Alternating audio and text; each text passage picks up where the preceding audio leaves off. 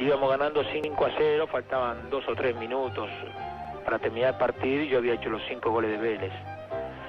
Y agarro una pelota, me voy, llego casi hasta la raya del fondo, adentro del área grande, y cuando voy a tirar el centro atrás veo que el arquero, que era Videla, anticipa. Entonces yo levanté justo la cabeza y en vez de tirar el centro para atrás le pegué con el exterior de la pierna del pie derecho y me pegó en el palo y salió. Y faltaban 3 o 4 minutos más el descuento y los últimos 5, 6, 7 minutos que duró el partido había uno en la tribuna que me insultó porque me había errado el 6º gol. Y el hincha es así, por eso hay que comprenderlo muy bien.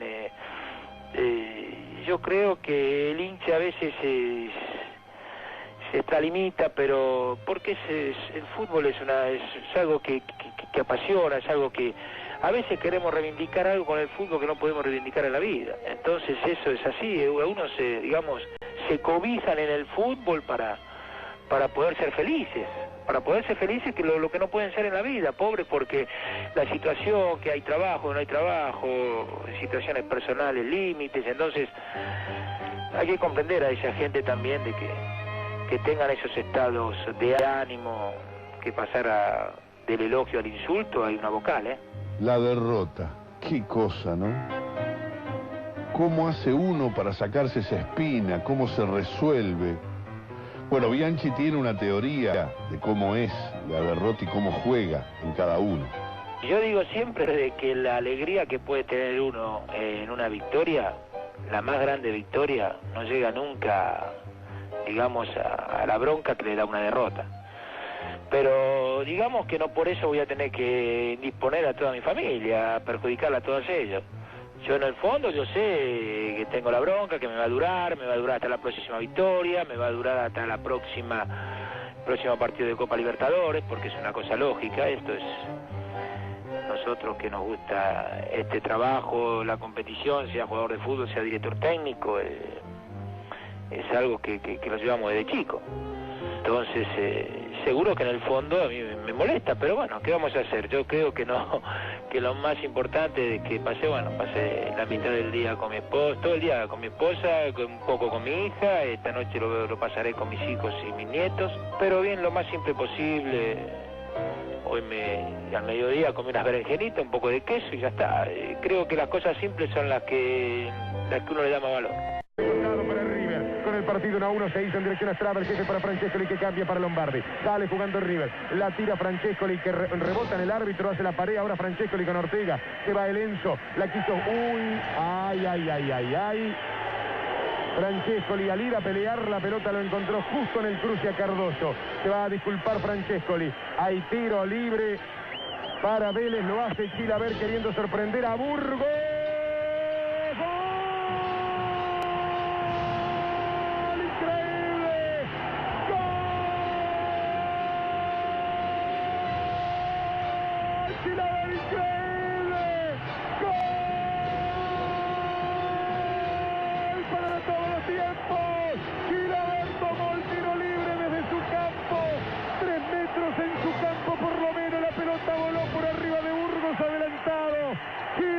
Convierte un gol para todos los tiempos, un épico gol de Chilaver.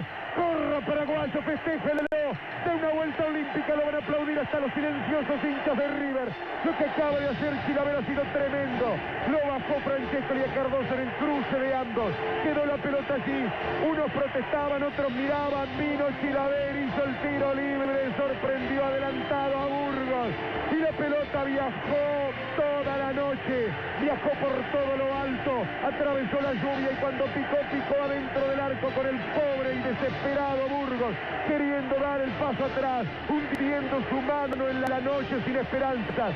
Chilaver se mete y ya no estaba enorme y grandemente en la historia del fútbol con un gol de tiro libre desde su campo, haciendo volar la pelota metros y metros, más de 50 metros voló esa pelota para convertirse en el segundo gol de Vélez. Sí, buenas tardes. Un día de esto me voy a levantar a las 7 de la mañana, voy a prender la radio y voy a escuchar a Apo que está haciendo todo con afecto. Cada vez más temprano. Yo falté un poco y no sé si habrá avisado de que iba a comenzar a la 1. Pienso que habrá comenzado a la 1. Lo pongo ahora, son 2 menos 10 y ya parece que hace rato que está contando. Bueno, está bien. No es nada malo, al contrario. Habrá habido el tiempo. Un abrazo a todos ahí, ¿eh? A la chica, a Huguito, también a Apo, a todos, ¿eh? Chao, un abrazo. Chao. Acompáñeme con estos nombres de Estudiantes de La Plata: Flores, Pachamé, Poletti, Malvernat, Aguirre Suárez, Madero, Manera, Ribaudo, Vilardo, Conigliaro, Echecopar y Verón. Estudiantes 67-68, el primer chico campeón. Y después campeón de América y después campeón del mundo. El recuerdo de aquel equipo de Subeldía, que le ganó a un inolvidable equipo de Platense. Estudiantes de La Plata 67-68. Un saludo para los pinchas. Todo con afecto, el programa de Alejandro Apo, todos los sábados por Continental. Quería pedirte si por favor podías pasar la página del Turco Hueve dedicada a don Osvaldo Subeldía, el padre de nuestras 9 criaturas en el Club Estudiantes de La Plata, las 9 estrellas que llevamos en el pecho. Se cumplieron 25 años de su lamentable fallecimiento y quería saber si podías pasarlo, por favor, así lo grabo, que lo pasaste el jueves en competencias y lo escuché y me encantó, me emocionó mucho. Te agradezco mucho y que tengas una buena tarde y un muy buen programa.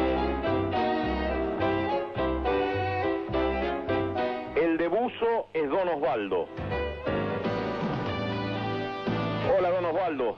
Van 25 años, se pasa el tiempo. Siempre con el buzo de entrenador puesto, qué fenómeno. Así que tiene a su cargo un equipo por allá. Yo no sé bien dónde es allá, pero me late que es un lugar donde va la gente muy buena, como usted. Me dijeron que hay un angelito de alas cortas que va muy bien al primer palo en los corners. Y también sé, porque si bien no está escrito, está claro que Eduardo Manera trabaja a su lado.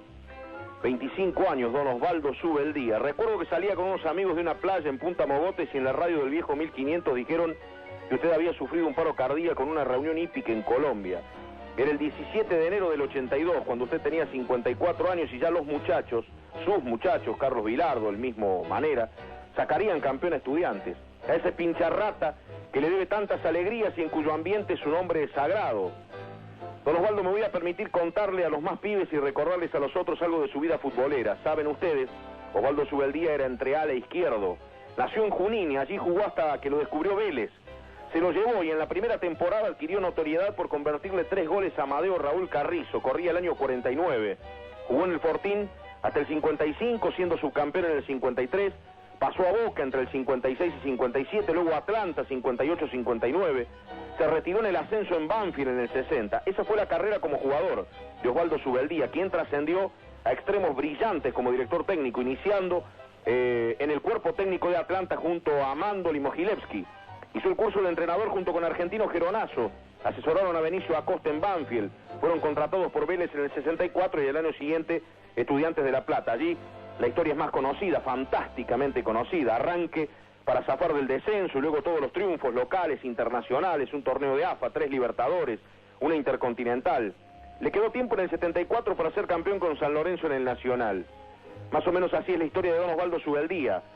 Gracias a usted por permitirme contársela y perdón, don Osvaldo, por ser tan sucinto en narrar una historia enorme y grandiosa, feliz y emocionante, una historia conmovedora, por donde se la mire y se la escuche. Los choques sudamericanos con Palmeiras, con Nacional, los inolvidables ante Racing e Independiente en campeonatos de acá y copas, que si uno en la tribuna terminaba raspado y magullado. Don Osvaldo, señor, respetado por el mundo fuera de la cancha, amado por sus dirigidos dentro, sabedores, intuitivos, cómo se trataba de un adelantado que no satisfacía los intereses de los grandes medios, cómo era eso de ganar todo con Estudiantes en detrimento de Boca, River y los demás.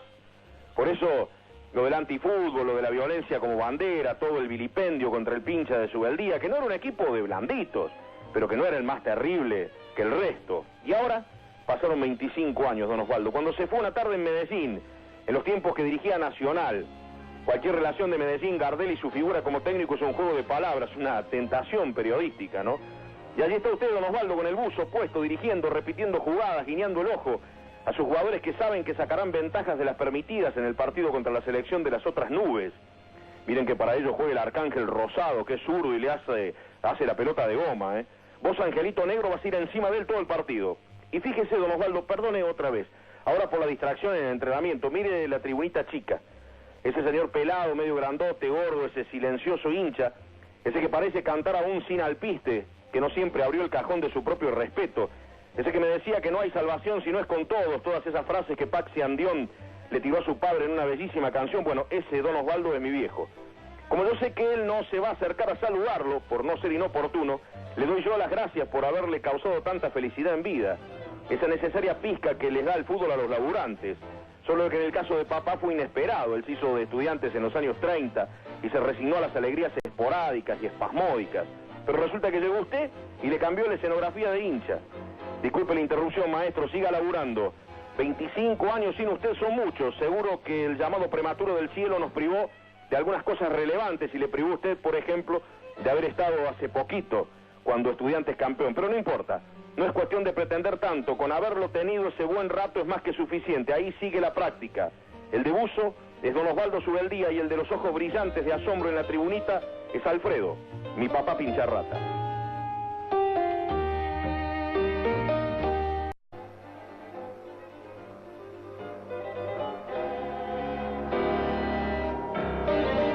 La vieja de al lado. La mujer tenía rasgos característicos que la diferenciaban de las demás viejas del barrio. Por ejemplo, su enagua superaba siempre 2 centímetros la línea de la pollera. La escoba con la que se empeñaba en barrer 3 veces por día la vereda estaba completamente gastada. Pero la diferencia esencial era su vecindad con la canchita. Era la dueña de la cancha. La casa estaba separada del campo de juego por una pared, protegida por esos filosos vidrios de botella que impedían el acceso directo, un patio lleno de macetas de frágil resistencia a los pelotazos, un limonero y la infaltable planta de níspero formaban parte de la escenografía que definía. Sí, el fondo de la casa era el lugar desencadenante de la tragedia. El picado se desarrollaba sin sobresaltos hasta que alguien, metido en el fragor del entrevero, colgaba la pelota del otro lado de la tapia.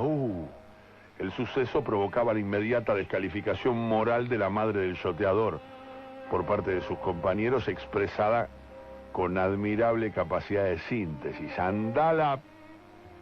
El responsable del remate, según cierta regla de honor de origen desconocido, era el encargado de recuperar la pelota. Viste que en el fútbol hay reglas que... ¿Por qué el que la tira la tiene que ir a buscar? Andá a saber. Su tarea consistía en detenerse frente a la puerta de entrada de la casa, golpeaba repetidamente las manos. El llamado que uno hacía, señora, y golpeaba las manos, era acompañado generalmente por el ladrido histérico del Buki, que era un perro cancerbero de la morada. Después de varios minutos, aparecía una voz pastosa y ronca que denunciaba un reposo recién abortado, que interrumpía los aplausos y los llamados. ¡Cocoso de porquería! No saben que es la hora de la siesta. La pelota no la ven nunca más. ¿Sabés la cara de amarga que tenía esa mujer? Un portazo daba por concluido el diálogo y consecuentemente el partido. Ya nadie podía consolar al gordo incondicional dueño del balón, quien reclamaba entre sollozos: pierde paga, quien pierde garpa, viejo, pierde garpa. El destino final de la pelota soportaba las especulaciones más audaces. La tesis de mayor consenso entre los damnificados sostenía que la pelota era rebanada en gajos por esta arpía con la cuchilla de cortar la carne. Los más atrevidos aseguraban que la ceremonia solo se llevaba a cabo en las noches de luna llena. Bueno, el hecho tuvo consecuencias que influyeron de manera ostensible en el desarrollo de los picados posteriores. El temor ante la pérdida de la pelota obligaba a los participantes a esmerarse en los pases certeros, cortos, jugando la pelota a ras del suelo. Las repercusiones del conflicto además no solo fueron deportivas. El rencor acumulado por nosotros contra la mujer hacía eclosión en la época navideña. Ahora, los rompeportones, por ejemplo, destrozaban la corona de muérdago que colgaba de la puerta de la casa de la vieja. o la utilización de la canilla del jardín para inflar bombitas de agua, o el saqueo sistemático de nísperos eran otras formas de ejecutar la venganza. El tiempo ha pasado y lo único seguro es que estas historias ya han dejado de suceder. El potrero ha muerto de progreso y su fantasma mistongo ya languidece en los picados domingueros de los parques públicos. Pero si uno se asoma a la ventanilla de un colectivo, o desde un tren, o desde su casa, y empieza a mirar un picado, se da cuenta que están esos gorditos habilidosos que gambetean y que tienen la pelota bien pegada al piso, por miedo en realidad a que la pelota se vaya a la casa de la vieja de al lado.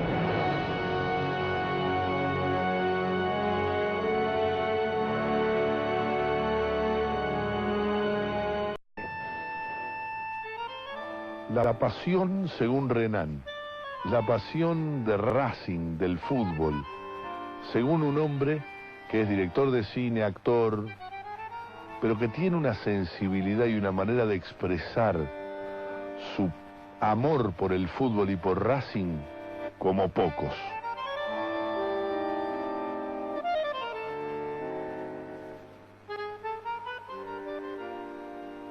Era la época en que Buenos Aires estallaba en tangos.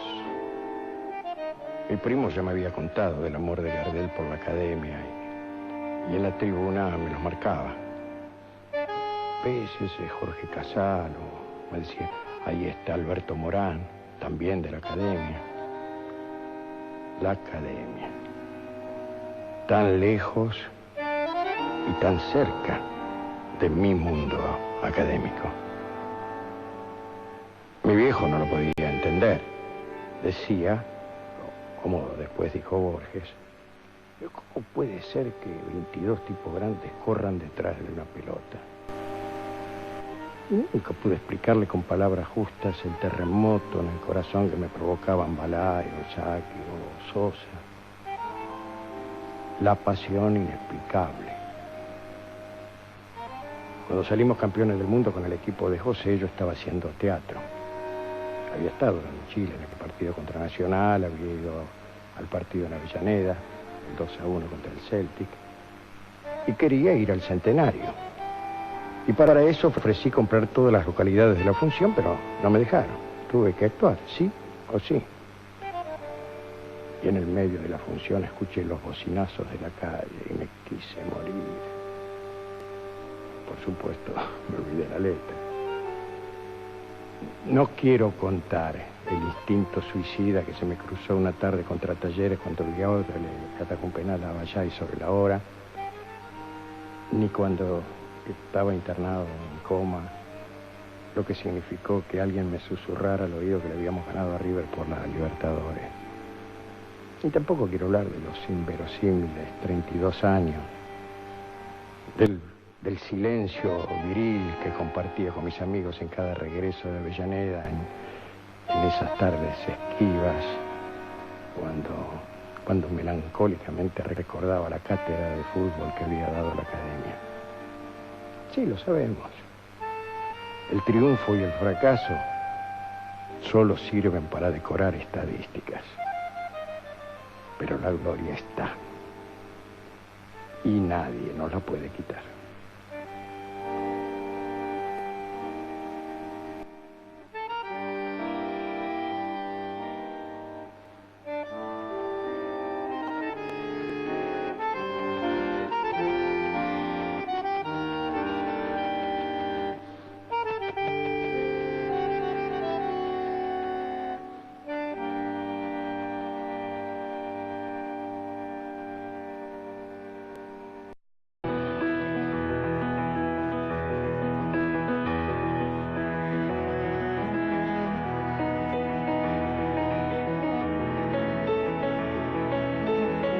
Eduardo Sacheri, Geografía de tercero.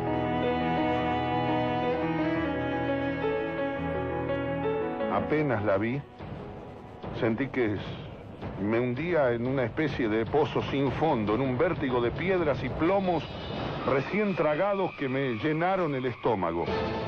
O tal vez Fue una sensación más brutal, más primitiva, más parecida al más simple de los pánicos. Y lo otro, el peso feroz en las tripas y el vértigo de abismo aparecieron después, cuando ella desapareció de mi vista y pude sentarme en un banco de ese parque inmenso y quedarme con los ojos clavados en el pasto y la cara vacía durante minutos interminables.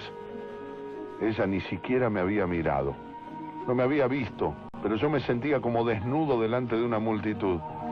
Y lo peor de todo era justamente comprobar el poder inmenso que, más allá de los años apilados unos sobre otros, esa mujer conservaba sobre mis emociones. ¿Y si me había equivocado? Sí, era enormemente probable. Debía haberla confundido con otra persona. ¿Cuántos años hacía que no la veía? 20 años. Y eso es mucho tiempo. Y además estaba la cuestión de las edades. La última vez que la había visto yo acababa de cumplir los 18 y a esa altura, intenté tranquilizarme, uno no tiene un cuidado excesivo en recordar fisonomías, pero sobre todo estaba la cuestión de la edad de ella. ¿Cuántos años podía tener ahora? Traté de volver a 1978. ¿Cuántos tenía esa mujer en aquellos tiempos? Yo le atribuía entonces 70 u 80, de modo que ahora, un cuarto de siglo después, tendría que ser casi centenaria. Entonces no tenía motivos para angustiarme. Yo me había confundido y esa mujer no era quien yo había temido. Pero era un razonamiento demasiado frágil. Cuando uno es estudiante secundario, todas las personas que superan los 30 años parecen flotar en una ancianidad vaga y distante. Entonces sí, en 1978 esa mujer tenía 50 en lugar de 70. La que acababa de cruzarme en el hall del hotel bien podía ser la de mi pesadilla. Algo muy dentro de mí me instaba a correr a mi habitación, a hablar con Lorena, a hacer las valijas y escapar de ese sitio. Lorena tendría que entenderme. Varias veces durante esa etapa del noviazgo en la que uno está dispuesto a contar su vida entera, le había hablado sobre esa mujer y sobre el efecto bestial que había ejercido sobre mi vida en la escuela secundaria. Tal vez mi esposa pusiese reparos a la huida. Seguramente iba a decir que yo soy un exagerado, un sentimental, un chiquilín. Todas esas cosas que di cuando mis impulsos la enojan. Pero ahí sentado, con la respiración todavía entrecortada por la impresión y el disgusto, no me preocupaban demasiado sus posibles reproches mientras aceptase aún a regañadientes levantar campamento y volver a Buenos Aires de inmediato. No obstante, si quería contar con un mínimo de argumentos para la tempestad doméstica que estaba dispuesto a desatar, tenía que asegurarme de que esa mujer que acababa de cruzarme en el hotel era quien yo creía que era.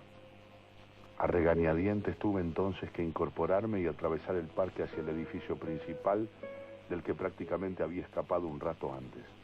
La mujer que me había espantado iba hacia el bar, de modo que hacia allí dirigí mis pasos como con una piedra en la garganta. El lugar resultó estar casi desierto, cosa esperable en esa mañana radiante. Muy pocas mesas estaban ocupadas. En un rincón cerca del ventanal y de espaldas a una de las mejores postales de las sierras, estaba sentada esa mujer, de espaldas a la entrada. Leía un libro y apoyaba la sien sobre la mano izquierda. Ocupé una mesa detrás de ella y pedí un café. El primer indicio que me sacudió fue el perfume. Apenas me senté, me golpeó el mismo olor cítrico y penetrante que dejaba flotando en el aula cuando recorría amenazante los pasillos entre los pupitres. El segundo signo fue el golpecito tenaz sobre la mesa. No veía sus manos, pero no hacía falta. Me bastaba el toque regular, cronométrico, patibulario que producía su lapicera fuente al toparse con la mesa. 5 segundos. 5 segundos exactos entre golpe y golpe. Y entre medio apenas un silencio de tumbas. Me ahogué en un sudor horrorizado y quieto. Bajé la cabeza, clavé los ojos en mi propia mesa y miré el reloj de soslayo con un subrepticio movimiento de mi muñeca izquierda. Cuando tomé conciencia de mis gestos, me sentí un imbécil. Porque aunque era un terrible grandulón de casi 40 años, acababa de adoptar una actitud corporal de los 15, la de 1978, la del tercer año del Nacional de Morón, la del cuarto banco de la fila de la ventana, la de las 2 primeras horas de los jueves, la de la clase de geografía, la de la tortura interminable de la profesora Hilda Ceruti de González. Era su perfume, y era la nuca recta con el pelo corto, y era el toc, toc de su lapicera Parker azul sobre la mesa de un hotel de la Sierra. Y era tan extraño volver a encontrarla allí luego de 20 años que hubiese sido para reírse a carcajadas si no fuera que en realidad me daban unas ganas de llorar que me moría. Hilda Ceruti de González, y el pantano terrorífico de sus clases era el compendio angustioso de todo mi horror de aquellos años de silencio, obediencia y desesperación. Encontrarla allí era como volver a esos días de amargura. Desde que uno entraba al Nacional en primer año, le llovían las historias sobre esa mujer endemoniada. El espíritu se iba macerando en las anécdotas feroces de sus crueldades, de sus desplantes de hielo, de sus ataques de ira, de sus arbitrariedades impredecibles. Como ese engendro nos esperaba en tercero, teníamos 2 años enteros para escuchar sobre ella y espantarnos. Todo el mundo te decía, ya te va a tocar la Hilda. Empequeñecernos y desear nacer de nuevo en otro universo que no la contuviera. Cuando el primer jueves de marzo de 1978 Hilda Ceruti de González ingresó lentamente en el aula y se paró junto al escritorio y nos miró con las piedras grises y heladas de sus ojos y movió levemente la cabeza hacia los lados, abarcándonos en una panorámica acongojante, y sus labios se torcieron en una mínima mueca de desprecio, y suspiró profundamente y se dio vuelta y anotó en el pizarrón con su hermosa letra cursiva las 22 letras de su nombre completo como una sentencia irrevocable. Entendimos que todo lo que nos habían dicho y anticipado era cierto y que en el fondo se habían quedado cortos. Hilda Ceruti de González era una mujer cruel, despótica e inconformable, y en aquellos años esas características la volvían poco menos que la profesora perfecta. Así nos lo hacían notar el rector y sus alcahuetes en cada oportunidad en que se presentaba la ocasión de alabarla. Durante sus clases estaban prohibidas las preguntas, ni qué hablar de pedir permiso para ir al baño o de cuchichear con un compañero. Dictaba y escribíamos, hablaba y callábamos, gozaba y sufríamos. Años después, y por casualidad me cayó en las manos un libro de geografía americana amarillento y viejo, muy breve, editado en Chile. Al hojearlo descubrí con cierta sorpresa que podía anticipar renglón por renglón su contenido. El autor era un tal Bustamante. Estaba impreso en 1942 y si podía adelantarme a cada oración era sencillamente porque para aprobar geografía de tercero con Hilda Ceruti de González tuve que aprender a recitar de memoria desde el primero al último renglón de mi carpeta.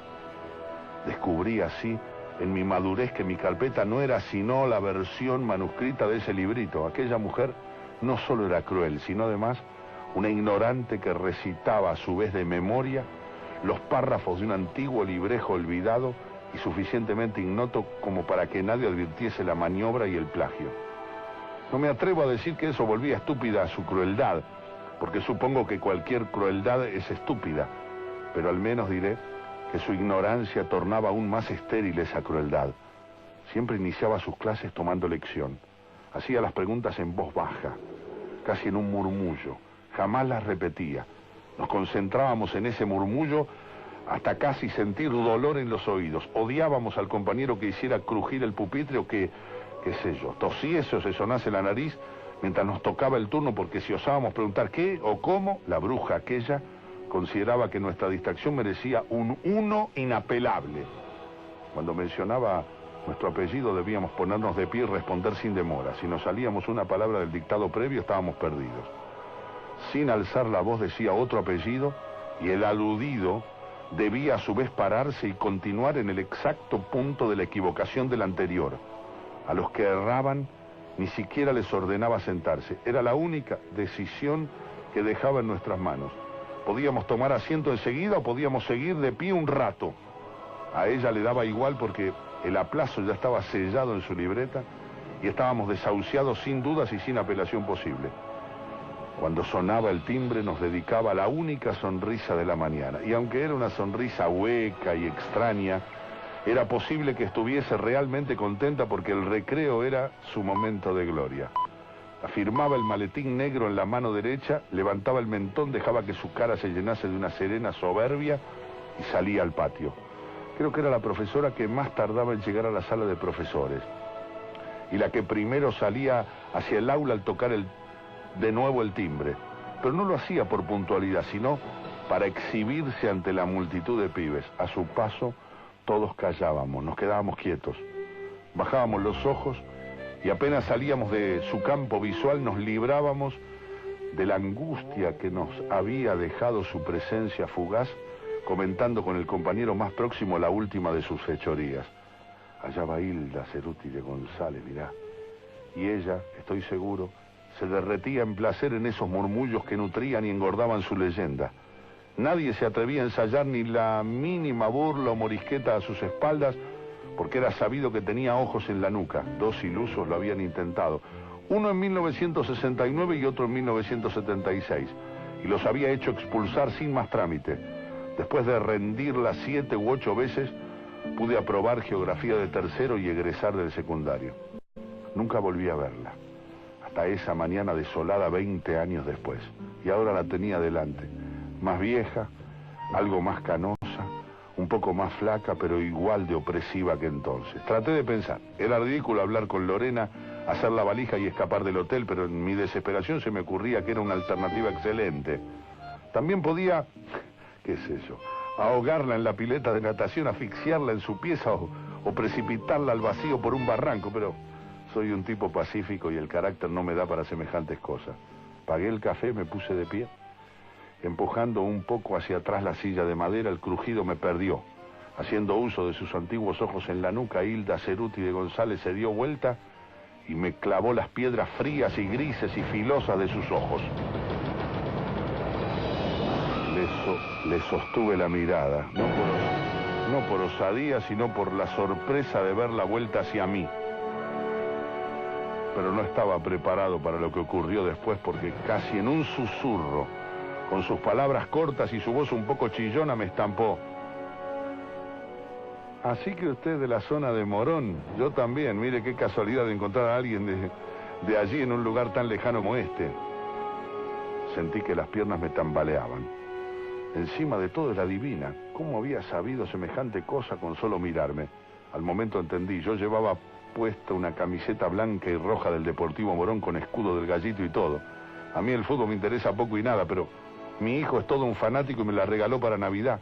Y yo la había traído cándidamente a 800 kilómetros de mi hogar solo para que esa bruja pudiera identificarme. Le respondí atropelladamente que sí, que había nacido y crecido en Morón. Apenas concluí, deseé haberme mordido la lengua. ¿Y en qué colegio hizo usted el secundario? Guardé silencio. Era la oportunidad de mentir y librarme de ella. Al fin y al cabo no era tan grave. Había sido una conversación de medio minuto. Podía salir al sol, podía caminar hasta el arroyo, podía aflojarme nadando un buen rato en la pileta. En algún momento me libraría de su perfume penetrante y de los alfileres de sus ojos grises. Era la decisión más simple, pero a veces, qué sé yo, la simpleza no me satisface. Casi desconociéndome, respondí lentamente que era egresado del Nacional de Morón.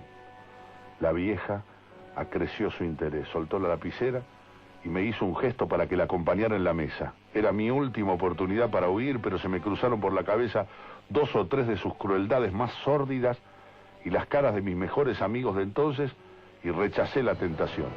Le estreché la mano, le dije mi nombre y me senté frente a ella. No habló enseguida. Se tomó un minuto para verme y tratar de ubicarme. Repitió mi nombre buscando una clave que le permitiera encasillarme. Me entristeció un poco que no lo lograra. Así, en ese olvido era como si la humillación y la angustia y el terror que esa mujer me habían provocado en la adolescencia tuviesen todavía menos sentido, porque ni siquiera había sido algo personal, algo propio, algo mío. No me lo había hecho a mí, simplemente era uno más en un hormiguero de rostros iguales y anodinos. Y si ahora me había invitado a sentarme era seguramente para escuchar de mis labios el recuerdo del terror y de la desesperación y disfrutar por un momento de su antigua y bien ganada fama de hija de mil. Sonrió apenas con un costado de la boca, ladeó apenas la cabeza y se presentó. Bueno, le cuento, yo soy Hilda Ceruti de González. No dijo más. Yo sentí que solo faltaba el sonido de la tiza contra el pizarrón dibujando las 22 letras de su nombre. No dijo más y se limitó a esperar mi reacción. Era evidente que la soberbia no la había abandonado. No dijo que había sido profesora, ni cuál era la materia, ni el curso en el que había dictado sus clases. Sabía que no hacía falta y que su tenebrosa celebridad podía prescindir de las aclaraciones a las que se ve obligada la mayoría de los mortales. Yo soy de esas personas que suelen lamentarse de las contestaciones que dan y de las reacciones que tienen. Cuando discuto con alguien, cuando alguna persona me trata con descortesía, cuando alguno se pasa de piola y se me adelanta o se burla de mí, suelo ser tímido, corto, torpe y nunca elijo las respuestas adecuadas. Por supuesto que después me arrepiento de mi estupidez y se me suelen ocurrir respuestas ingeniosas capaces de desarmar a mis rivales. Pero es tarde. Nunca se me ocurre en el momento oportuno. Lo raro de aquel encuentro fue que el modo en que actué fue tan espontáneo como siempre, pero mucho menos torpe que de costumbre, como si de pronto hubiese aprendido cómo tratarla. Cuando la mujer calló y se dedicó a esperar mi reacción, sostuve su mirada, sonreí también, imitando su mueca y me limité a preguntarle, ¿perdón? La vieja tuvo un ligerísimo sobresalto, pero se compuso, ya no sonreía cuando repitió, Hilda Ceruti de González. Entrecerré los ojos, sonreí más francamente y moví ligeramente la cabeza hacia adelante como invitándola a que se soltase y hablara con comodidad. Permanecí majestuosamente callado. La dama empezaba a parecer impaciente. Disparó una frase breve y cortante como si no estuviese del todo dispuesta a transigir con mi invisibilidad. La profesora de geografía de tercer año. Ah, fue toda mi respuesta. Me mordí brevemente el labio con los ojos todavía semicerrados mientras seguía observándola como haciendo un esfuerzo por recordarla. Mantuve mi sonrisa leve, un poco porque convenía a mi papel de hacerme lotario y otro poco porque verla incómoda era una sensación nueva y agradable. Cuando habló, sus ojos parecían más fríos que nunca y sus labios se habían puesto rígidos en su característica mueca de disgusto. Escúcheme, ¿en qué época estudió usted en el Nacional? Del 76 al 80, ¿por? Bueno, la mujer vaciló, porque en esos años yo dictaba clase en todos los terceros. Comprendo. No dije más. El silencio que siguió era embarazoso. Y a mí me encantaba que resultara así. Al verla tan tensa me envalentoné y seguí. Qué raro, ¿no? Porque con mis compañeros, le digo la verdad, nos reunimos todos los años. Mentí. Y casualmente hicimos una cena para las fiestas. Seguí mintiendo. Y nos pusimos naturalmente a recordar anécdotas del colegio. Usted sabe, chiquilinada, lío, personajes de entonces. Culminé mi fábula. Claro, por supuesto. Aunque trataba de que no se le notara, la vieja estaba ansiosa por conocer su papel en esos recuerdos. Siempre somos los mismos, ¿sabe? Unos 20, no creo que usted recuerde los apellidos. Siempre van, qué sé yo, Arispe, Butelman, Celaya, Rincón, algunos más. Sí, claro que los recuerdo. Seguro que te los acordás, vieja tú. Pensé para mis adentros. Había elegido los apellidos de los tipos más destacados del curso, o por capaces o por alcahuetes, pero esos apellidos célebres que todos los docentes recuerdan por años como para dar verosimilitud al engatusamiento. Me reí tímidamente con la mirada perdida en el ventanal, como quien recuerda algo muy gracioso. Tantos recuerdos, tanta gente. Debo confesarle que a unos cuantos profesores les sacamos el cuero, se imagina, ¿no? La vieja pareció recuperar algo de aquella gallardía sanguinaria con la que recorría el patio durante el recreo mientras cosechaba murmullos y pánico. Pero yo la tenía en un puño y no estaba dispuesto a soltarla. Hablé de todos los profesores que pude. Mencioné a los viejos venerables y a algunos jovencitos y jovencitas a los que metódicamente hicimos la vida imposible. Evoqué a unos por su sabiduría, a otros por su rigidez o por su mal carácter. A medida que hablaba sentí una sensación extraña. Me sorprendió notar con cuánto detalle los recordaba a todos, con sus nombres, sus rasgos y sus cosas. Era como si, una vez levantada la lápida de aquella anciana odiosa, los otros recuerdos de mi secundario lograran salir en libertad, simples, lindos. Para terminar hablé de Aguirre, el de literatura, que era un maestro en todo el sentido de la palabra. Y la emoción que me asomó a los ojos fue tan sincera que estuve a punto de rematar su evocación con un exigente, sabio y amistoso, y no un hijo de tal por cual como usted, pero me contuve a tiempo. Cuando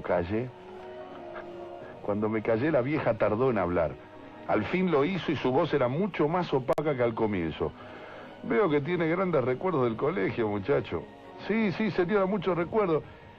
Y como si me hubiese percatado de una grosería, me apresuré a agregar: aunque ahora que lo pienso, creo que recuerdo que usted fue nuestra profesora. Puse cara de estar esforzándome en el recuerdo. En primero y segundo tuvimos a Tolosa, en cuarto a Nicotra, claro. Sí, señora, cómo no.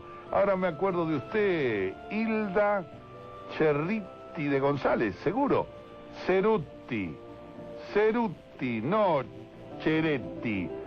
Aunque la vieja me corrigió sonriendo, era evidente que hubiera preferido acogotarme. Cerutti, perdón, por supuesto. Miré el reloj, pero ahora lo hice ostensiblemente con ambos brazos apoyados sobre el pupitre, digo, sobre la mesa del bar. Me había trasladado. Si hubiese estado menos eufórico, habría notado que era el mismo reloj regalo de mi abuela, que intentaba espiar durante el tormento sin fin de las clases de la vieja, pero en ese momento sublime no me detuve a considerar el aspecto simbólico del gesto. ¿Qué hora se ha hecho, señora? A propósito, no la había llamado profesora en toda la conversación. Me incorporé, le tendí la mano. Cuando estreché la suya, la noté fría y húmeda de transpiración. Salí. Caminé por el parque rodeando el edificio. La divisé a través del ventanal que se abría sobre el paisaje de la sierra. Ella había vuelto a abrir el libro, pero tenía los ojos fijos en la mesa del costado. Ya no marcaba ningún punteo con la lapicera que descansaba junto a su mano, y tenía una expresión terriblemente sombría y cansada. Parecía más pequeña y más vieja que una hora atrás. Estoy seguro que el mozo que se acercó a cobrarle en aquel momento no habrá sentido ninguna fragancia cítrica y penetrante. Me di vuelta, caminé hasta el arroyo, me senté en una piedra grande, hundí los pies en el agua clara y sonreí. Me acordé una noche que mi abuela me dijo: para algunos malparidos no hay mejor castigo que el olvido, nene.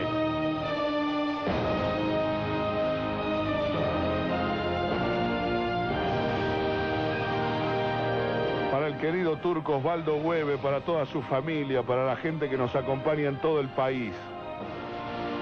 El gran cuento de Sacheri, del libro Lo Raro empezó después, cuentos de fútbol y otros relatos que editó Galerna. Geografía de tercero.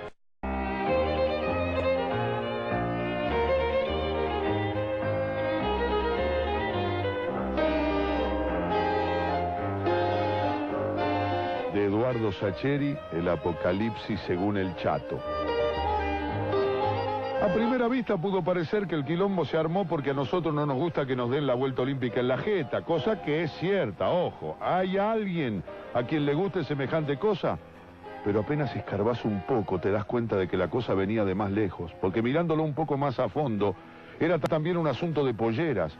O tal vez en cierto modo la clave del balurdo estaba en lo de la chata ladrillera, o más bien era todo junto, bien revuelto. La cosa venía cargada, como lo de la chata. Se complicó feo con lo de la Yamila y se terminó de pudrir con lo de la vuelta olímpica. Arranquemos por el principio. El Chato y el Alelí son primos hermanos, pero desde que eran pibes se quieren sacar los ojos. Se han pasado la vida buscándose camorra. Si hasta parece que cada cosa que piensan, que hacen y que dicen, la piensan, la hacen y la dicen para joderle la vida al otro. Los dos son mayores de 5 hermanos, ¿sí? Son los mayores de 5 hermanos. Los dos nacieron en agosto del 61 y los dos se odian. Bastó que uno se hiciera de estudiante para que el otro se hiciese de gimnasia. Y eso que la plata nos queda en el otro lado del mundo. A uno le gustaba de chico jugar al zorro y el otro no paraba de decir que ese era un enmascarado trolo y que no había nadie mejor que Batman. Uno se hizo hincha de Ford y el otro naturalmente fanático de Chevrolet. Uno se las daba de la momia y el otro se hacía pasar por el Caballero Rojo. Físicamente son parecidísimos, dos negrazos gigantescos, grandes como roperos. de esos que si te los cruzás de noche por una calle oscura, te conformás con que lo que te vayan a hacer dure, qué sé yo, lo menos posible. Al Chato le dicen Chato porque antes de pegar el estirón, hasta los dos era un enano. A Lelí y sus amigos dicen que no, que le dicen Chato porque tiene la nariz aplastada como los boxeadores, y que eso es producto de una piña que le puso el Alelí cuando eran pibes, pero no es cierto. Al Alelí le dicen así, porque se llama Alberto Elías. Y bastó que una vez el Chato le dijera que tenía iniciales de Florcita para que el otro se pusiera Violeta de la Rabia y lógicamente le quedara el apodo para toda la vida. Ya dije que se han pasado la existencia odiándose con una entrega sin fisuras. Y no se han fajado más porque siempre vivieron relativamente lejos uno del otro. Alelí es de la Merced y nosotros con el Chato somos de la Blanquita. Y para el que no conoce la zona hay que aclarar que entre los dos barrios hay como 30 cuadras y son de tierra. Las calles siempre fueron una ruina. De modo que cuando caen dos gotas te queda un enchastre de pantano que reíte de los de la Florida, porque lo único que le falta son los cocodrilos. Sí, la Florida, sí. Así que se veían para los cumpleaños de los viejos, para Pascua, para fin de año, para las comuniones, y se daban que era un contento. Lindo se puso cuando entramos al secundario. El único colegio que había en 10 kilómetros a la redonda estaba sobre la ruta, de modo que ahí sí tuvieron que encontrarse. Duraron 2 años y protagonizaron batallas memorables. En primer año tenían la delicadeza de fajarse en el campito de las vías, pero en segundo perdieron totalmente la compostura y se daban en el aula, en los recreos, en la formación, en el baño, donde los sorprendiese la furia. El Chato finalizó su carrera académica el día en que hizo aterrizar una silla a los pies del director previo paso por el ventanal del aula que daba al patio.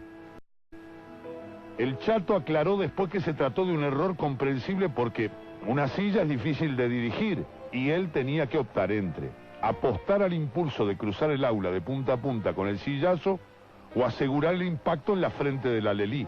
Y en esa disyuntiva, entre propulsión y exactitud, optó por lo primero y el resultado fue expulsión directa.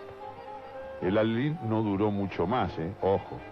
Fue como si, desaparecido su enemigo, no hubiera tenido sentido ya seguir torturándose en la batalla del conocimiento. Al mes siguiente, y con la excusa de unos petardos en el baño de mujeres, el director se dio el gusto de firmar la expulsión del segundo de los primos. Para los que quedamos, el colegio perdió casi toda su pimienta. Bueno, para los que quedamos es casi una manera de decir, porque para mis amigos del barrio La Blanquita, la secundaria era un tormento. No estaban dispuestos a tolerar nada. De la Merced se recibió únicamente Rubén Acevedo. Y de nuestro terruño fui el único sobreviviente. Parece mentira como la tenacidad y la inercia tienen premio. Fue cuestión de ponerse en la cola y aguantar. De ahí hasta terminar la facultad. Tuve suerte porque conseguí un buen trabajo. Y este vocabulario universitario tan distinguido, atributos ambos envidiables en mi barrio. Pero ahí está. Cuando digo mi barrio me refiero a ese, a La Blanquita, y no al hermoso, cuadriculado, pavimentado y arbolado suburbio de clase media en el que vivo ahora. Será por eso que todos los fines de semana, llueva o truene, haga frío, calor, esté sano o enfermo, me escapo a jugar al fútbol allá. Caiga quien caiga, armo el bolsito y me tomo el bondi bien temprano. Mi mujer me sonríe tiernamente al despedirnos porque supone que dejo el auto en casa para que mis amigos no se sientan mal por mi progreso. Yo la dejo pensar que soy un dulce, pero la verdad es que no lo llevo porque en La Blanquita cualquier auto de modelo 1970 para acá puede demorar entre 20 y 23 minutos en convertirse en 2.476 repuestos. Pero bueno, no sé por qué estoy hablando tanto de mí, cuando el asunto es contar lo que pasó con el Alelí y el Chato. Por si no ha quedado claro, yo soy amigo del Chato, desde primer grado, y amigo de los amigos del Chato. Eso me convierte en enemigo del Alelí, y en enemigo de los amigos de Alelí. Ojo que ellos deben ser buena gente, como los míos, pero en lo que llevamos de vida nuestros encuentros han sido demasiado tumultuosos como para detenerme en averiguarlo. La única excepción somos el Rubén Acevedo y yo, porque la soledad del secundario nos unió en el infortunio cuando ninguno de los otros vagos sobrevivió a tercer año. pero nuestra amistad es un secreto mejor guardado que los de la Guerra Fría, porque si se llegan a enterar el Chato y el Alelí, nos excomulgan y nos echan de la tierra prometida. Ahora que crecimos, las batallas son menos frecuentes y más civilizadas. No incluyen ni sillas ni gomeras, apenas uno que otro trompazo, pero nada grave. Gracias a Dios nos queda el fútbol. Hace una pila de años que jugamos un campeonato en las canchas del sindicato postal. Se hace una vaquita con la inscripción, pero la mayor parte, que no es ni para alquilar las canchas ni para pagar los jueces, es para el equipo que gana. Como juegan arriba de 20 equipos, se juntan unos lindos mangos. El campeonato es largo como esperanza de pobre, pero nadie se queja porque cuantos más equipos son, más plata se junta para el premio. Lógicamente, hace como 20 años, cuando el Chato se enteró de que el Alelí y sus secuaces se habían inscrito, nos conminó a abandonar nuestros destinos, nuestras familias, nuestras carreras, nuestros sueños y nuestras ilusiones para seguirlo. Y aclaró que si desoíamos semejante convocatoria, nos iba a romper el alma a patadas. No hizo falta porque nos pareció magnífico. Eso sí, hay gente a la que le cuesta entender que uno tenga compromisos deportivos impostergables, como pude comprobar cuando me puse de novio. Igual con un poco de buena voluntad se liman esas desavenencias. Sí, en mi caso, por ejemplo, logré que mi flamante esposa aceptase salir de luna de miel un lunes en lugar de un domingo, porque justo nos habían puesto el partido el domingo a mediodía. Igual lo nuestro en la cancha fue anecdótico. Después del casorio y con lo que chuparon esos animales en la fiesta, dimos pena y nos llenaron la canasta. Gracias a Dios, mis 3 hijitos tuvieron la genial ocurrencia de nacer en días hábiles y así me evitaron más de un dolor de cabeza. Pero la pucha, estoy de nuevo hablando de mí y no hace al asunto. El famoso campeonato del sindicato postal lo ganamos en el 84 y en el 93.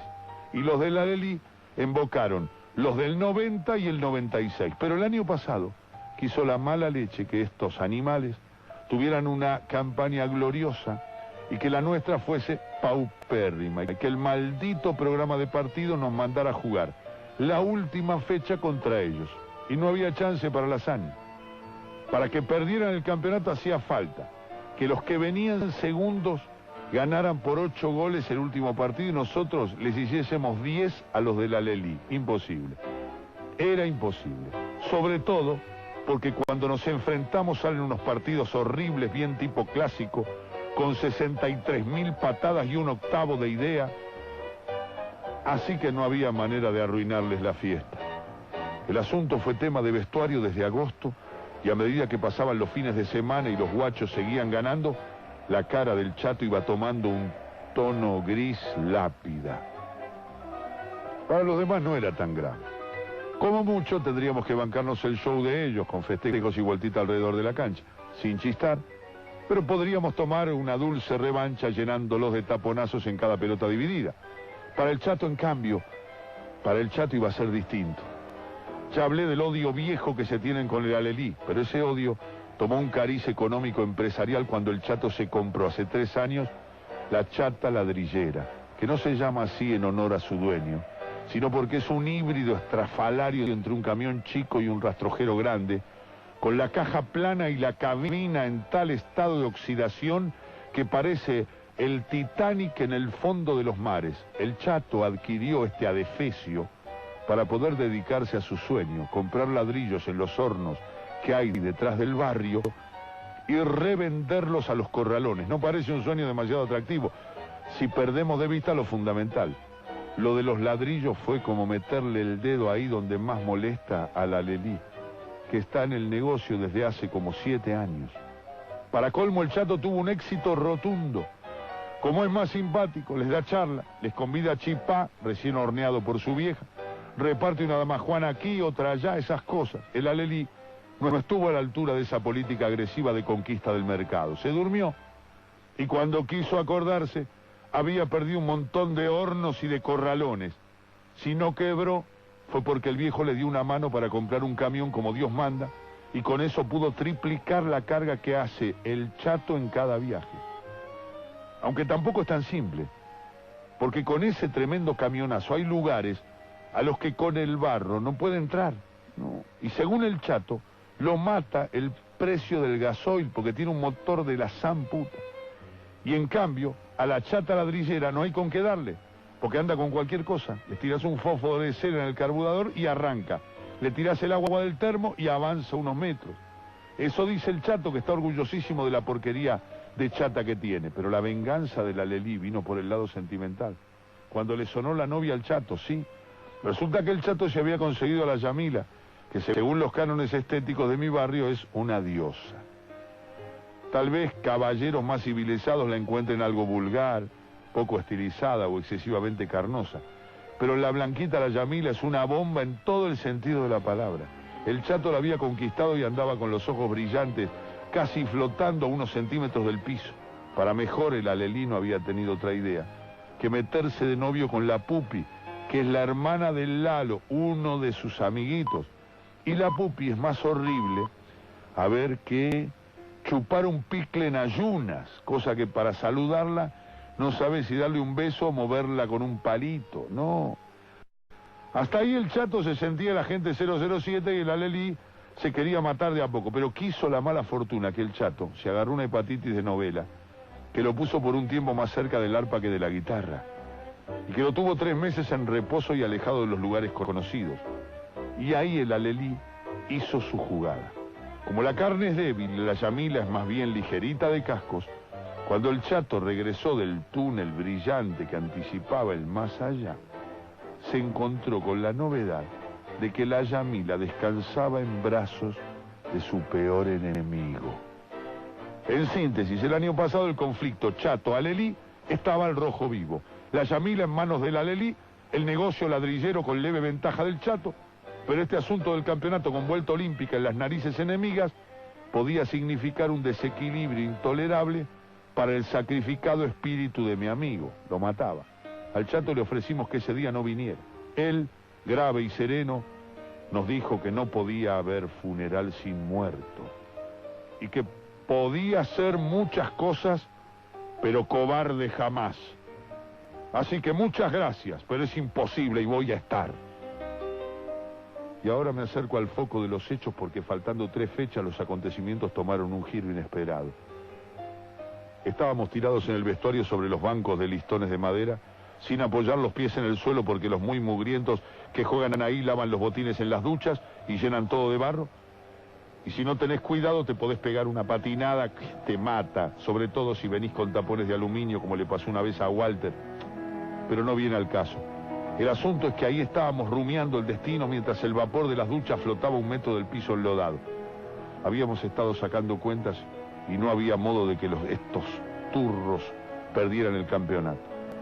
Nos habíamos callado ante lo irreparable de nuestra fatalidad y de pronto Carucha comentó entre suspiros como para sí mismo: la pucha, hay que joderse, es como el apocalipsis. Walter levantó la cabeza y lo interrogó. ¿Lo qué? Que Walter es la máxima expresión de duda metafísica. Habrá pensado que Carucha se refería a un boliche bailable con lo de apocalipsis. Yo pesqué lo que decía, porque Carucha siempre dice eso del apocalipsis, que no sé de dónde lo aprendió, cuando quiere significar que algo es terrible, demasiado terrible. Le suena como una palabra irrevocable, aunque no tenga mayores datos al respecto. Así para Carucha la crisis económica es como el apocalipsis.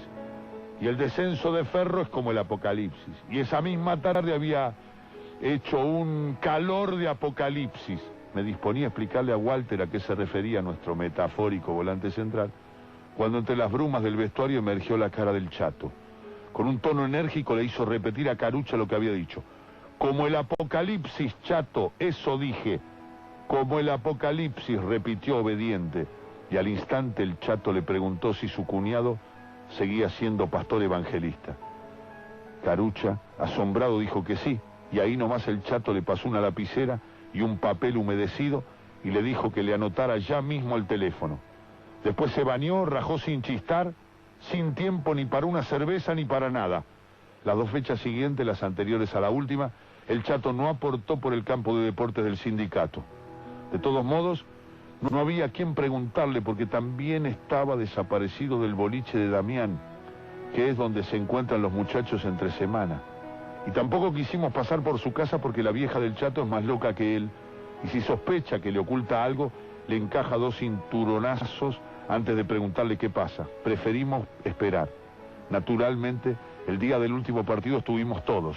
Como ya manifesté, no había más que resignarse, aceptar la ignominia y surtirles un par de buenos patadones para que nos recordaran durante el receso veraniego. Naturalmente, del equipo del Alelí también estaban todos los pataduras que se las dan de jugadores, y todos los hijos y todos los padres y todas las mujeres y todos los tíos y todos los cuñados y todos los amigos, me cacho, porque ya se trataba de humillarnos, la iban a hacer completa.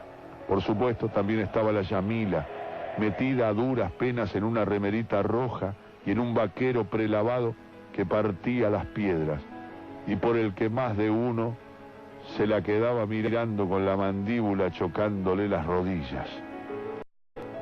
El turro del Alelí la tenía ahí como trofeo, campeonato, vuelta olímpica y la Yamila, fiesta completa. No por nada el fulano ponía cara de satisfecho y se había comprado pantaloncitos y medias nuevas para salir en la foto. El chato llegó puntual, pero puso cara de no questions. Así que lo dejamos cambiarse sin preguntas. Lo que se jugó del partido, que fue un tiempo y moneditas, salió según era previsible. Árbitro nervioso, pierna fuerte, fulles continuos, muy conversado, un asco horrible. Era uno de esos 0-0 que podés jugar 8 meses y 20 días y seguir sin hacerle un gol ni por equivocación. Ni ellos iban a cometer el desatino de querer ganarnos y ligar un planchazo a la altura del ombligo, ni nosotros íbamos a hacernos echar por carniceros y comernos una suspensión de 7 fechas para el año entrante. Jodía un poco, eso sí, el barullo que metían los familiares de ellos, que hacían, qué sé yo, cantitos, tocaban cornetas. Por suerte, su equipo se llamaba Escapes Nahuel, que es el nabo que les garpa las camisetas, y con ese nombre horrible no hay cantito que rime. Escapes Nahuel, ¿qué decís? Así que no podían pasar del dale campeón, y se aburrían pronto. Iban como 10 minutos del segundo tiempo y el juego estaba detenido porque el 8 de Escapes Nahuel había tenido un arranque de originalidad y le había tirado un caño con pisada al gallego. Si hay un tipo al que le molesta que le pisen la bola y le tiren un caño, es al gallego, que no tuvo más remedio que intervenirlo quirúrgicamente en el círculo central. Mientras atendía al mediocampista, levanté la vista y vi, más allá del alambrado y caminando a buen paso por la banquina de la ruta, a un grupito bastante numeroso de personas vestidas con túnicas blancas. Eran algunos hombres y muchas mujeres y un montón de pibes. Cantaban, aplaudían y algunos tocaban panderetas. Me distraje enseguida porque se reanudó el partido, pero 2 minutos después no pude evitar mirarlos de nuevo porque habían llegado a la altura del portón de ingreso. Habían girado a la derecha y habían entrado al campo de deportes a paso redoblado. Ahora el sonido de sus cantos tapaba los cornetazos de la hinchada de los rivales, o tal vez la sorpresa de todo el mundo era tan grande que el público había hecho silencio. No había pasado otro minuto cuando, mientras la pelota se jugaba cerca de la línea de fondo nuestra, los monos de las túnicas se lanzaron serenamente a invadir el campo de juego al grito de ¡Aleluya! ¡Aleluya! ¡Aleluya! La pelota la tenía el 11 de ellos. Yo lo estaba marcando y el árbitro tocó un silbatazo capaz de perforarle el tímpano a cualquiera. Por un momento dudé, porque acababa de decidir terminar la gambeta de mi rival con un taponazo directo al cuádriceps, pero todavía no había ejecutado el movimiento correspondiente y este tipo me cobraba el FAU por adelantado. Nada que ver. Lo que hacía el referí era salir como loco para impedir la invasión de la cancha. Los intrusos no le dieron ni bola. Seguían cantando con rostros dichosos, abriendo los brazos y diciendo, aleluya, hermano, aleluya. Era tan extraño todo lo de las túnicas. Aprovechando el factor sorpresa, pudieron llegar hasta el círculo central y sus adyacencias. Se hincaron de rodillas en ronda, se dieron las manos e iniciaron un rezo ferviente alzado los ojos al Altísimo. En el centro el pastor dirigía la plegaria, y el pastor no era otro que el cuñado de Carucha, cuyo teléfono había solicitado tan vehementemente el Chato unas semanas atrás en el vestuario. Pero no tuve tiempo de apuntar más conclusiones porque el tipo vociferó de pronto con una voz propia de Moisés en el Sinaí que ese era el día del regreso del Señor. Arrepiéntete, hermano, arrepiéntete porque el apocalipsis ha llegado. Agregó algo de unas trompetas y unos jinetes, pero me lo perdí porque una súbita sospecha me hacía buscar al Chato en medio de la muchedumbre y no conseguía ubicarlo. Enseguida el pastor recuperó toda mi atención cuando anunció que íbamos a escuchar el testimonio del hermano Seferino, a quien el Señor se le había manifestado en sueños el miércoles por la noche anunciándole su segundo advenimiento. Y digo que recuperó mi atención no tanto por lo del advenimiento, sino por lo de Seferino, porque ese es, ni más ni menos, el verdadero nombre del Chato. Cosa que sabemos 4 o 5 tipos nada más, porque le dicen el Chato desde que era un pibito, pero eso ya lo expliqué. Y entonces el turro de mi amigo, como si siguiera una senda luminosa, trazada por los poderes celestiales, alzó los brazos y al grito de ¡Aleluya! Empezó a caminar hacia el círculo central, y los peregrinos le abrieron un caminito para que pasara y pudiera pararse al lado del pastor, que le apoyó la mano en el hombro como invitándolo a hablar. La verdad que era cómico verlo al Chato disponiéndose a predicar en pantaloncitos cortos y con la camiseta a rayas verticales, aunque se ve que el pastor advirtió que perdía imagen porque se apuró a zamparle una túnica extra que traía alguno de los caminantes. Y una vez ataviado el Chato, con su 1,90 m de estatura y los brazos alzados al cielo, los botines asomando por debajo de la túnica porque le quedaba corta, los ojos bajos y la voz entrecortada, declaró que sí, hermanos, que era cierto, que hacía un tiempo había iniciado un camino de fe y de victoria en las manos del Señor, y que lo había alejado de Satanás y sus tentaciones. Amén. Y que Dios lo había colmado de bendiciones y triunfos y sanaciones diversas, y que como punto culminante de esa cadena de milagros se le había presentado en sueños el miércoles por la noche. ¡Aleluya! Para hacerle saber que en ese sitio exacto, en ese punto preciso de la verde pradera, el Señor iba a apacentar a su rebaño, porque pronto se produciría la segunda venida del Señor. Amén, amén. En ese punto los de las túnicas se lanzaron de nuevo a las panderetas y a las bendiciones. Y el Chato cayó postrado con una expresión tan emocionada que si yo no supiera que es un mentiroso de aquellos, era como para enternecerse en serio. Y el Piola se había tapado la cara como si estuviera llorando, deslumbrado por la imagen de Dios todavía grabada en su retina, y entonces el pastor Pedro lo aprovechó para tomar de nuevo la palabra y anunciar alborozado que ese día, hermanos y hermanas, era un día de gozo y de gloria y de triunfo para la comunidad de la nueva iglesia libre del Jesús alborozado, siempre colmada de bendiciones porque iban a comenzar la construcción de un templo para gloria del Señor en el exacto punto de su próxima venida. Amén. Y que Jesús nos iba a colmar de todas las sanaciones y rompería todas las ataduras y maleficios lanzados por nuestros enemigos, y que era imprescindible poner manos a la obra porque el reino de Dios estaba cerca, y que ese círculo de cal con una raya y un punto en el medio era premonitorio, pues seguramente el Señor utilizaría esa señal para orientarse en el descenso desde las alturas del paraíso. Y el Chato se incorporó enfervorizado, se arremangó la túnica y mientras gritaba que había que apurarse para que Jesús tuviera un lugar propicio para el aterrizaje, a trabajar, hermanos y hermanas, a trabajar, amén, sacó una pala no sé de dónde y empezó a puntear el pasto con alma y vida casi en el círculo central. Y ahí fue como que se rompió el hechizo, no sé si por casualidad o porque la cara de satisfacción del Chato no era precisamente la de un converso reciente que acaba de recibir la revelación del Altísimo, sino más bien la de un turro que está haciendo lo humanamente posible dentro del muy terrenal proyecto de arruinarle la vuelta olímpica a su enemigo de sangre. El árbitro le preguntó al Chato qué hacía, y el otro le informó con enorme dicha que se disponía a iniciar los cimientos del templo. Cuando los de escapes Nahuel escucharon la respuesta, se fueron al humo y la multitud se fue apretando cada vez más sobre el círculo central.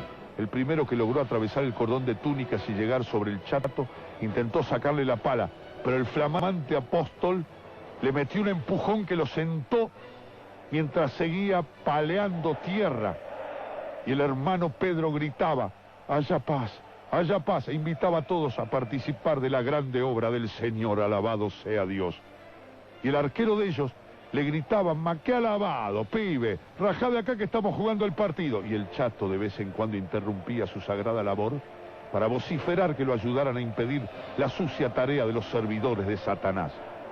Y entonces varias de las minas de las túnicas se abalanzaron para proteger al portador de la buena nueva, que sonreía con cara de estampita en medio de sus ángeles custodios.